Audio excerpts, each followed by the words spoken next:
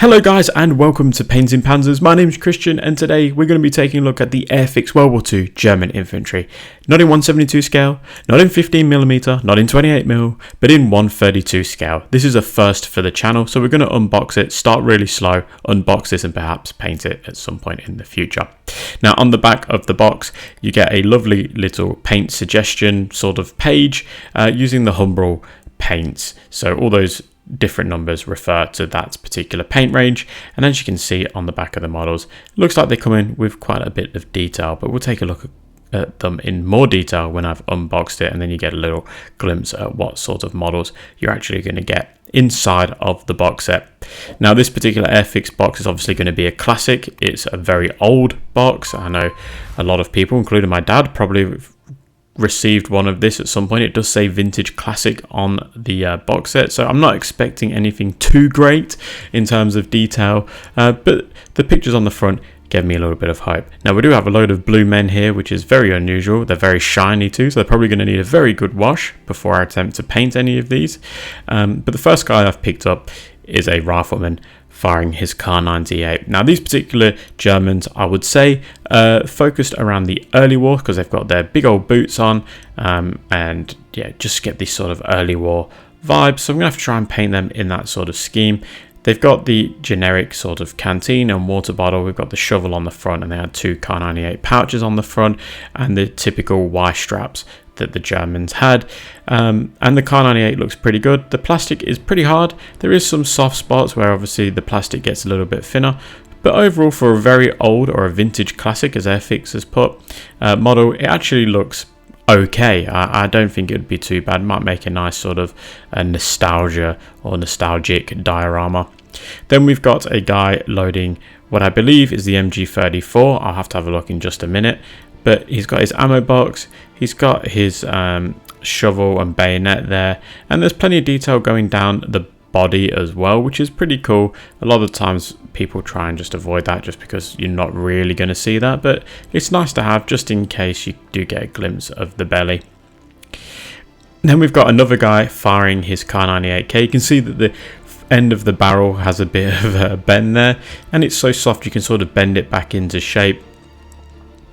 But nothing a bit of heat might not fix as well, so use your finger, but if you're struggling, then definitely just get a bit of heat on there. Now you can tell that they're all wearing the same sort of equipment. They've all got the same equipment, at least anyway. They've got the same sort of boots and everything else.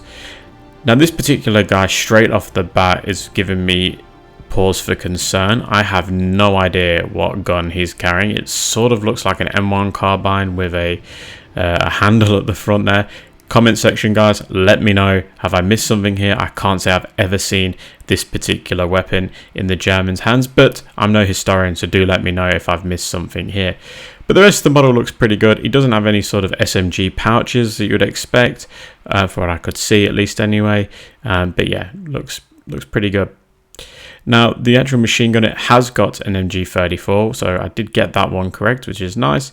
Looks pretty good. It's belt fed, this particular MG34. Again, the same sort of equipment.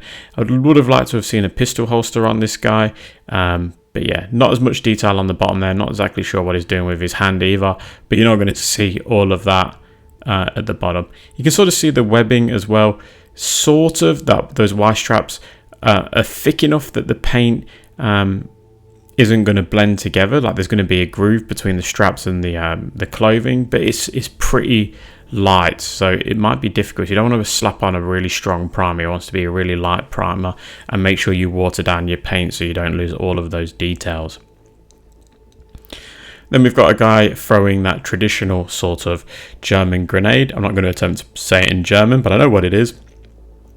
There's quite a bit of flash on these particular models, so they do require a little bit of cleanup. Nothing that a sort of soldering iron might not fix, or perhaps a sharp knife, but just take your time. And you can see there that I'm just bending that barrel back into place, so it doesn't really need any hot air on there to sort of bend it into shape, or water.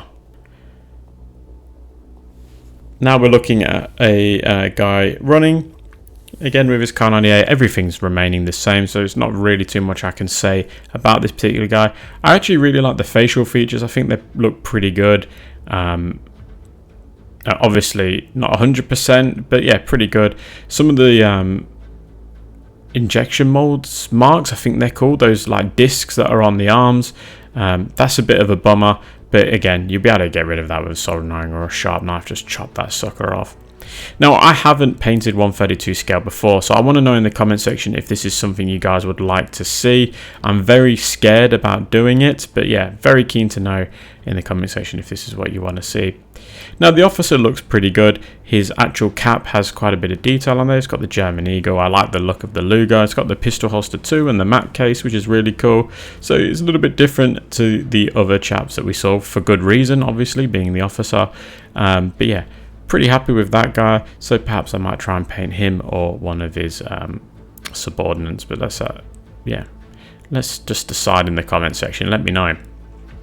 So overall, you got a mixture of different poses, not too many, some that obviously are duplicates, but yeah, enough to make a little diorama. So, as I said, I've never painted 132 scale models in my life. I attempted one of these models, so one of the models is missing because I actually ended up binning it out of pure rage. I've attempted one, but you know what? I'm going to challenge myself to actually paint one and film it for the channel. So I need encouragement, guys. The way I'm going to get that is by comments and likes. So if you want to see 132 scale or 135th scale on the channel, let me know. Do you want to see Airfix? Do you want to see Tamiya? Do you want to see any other company?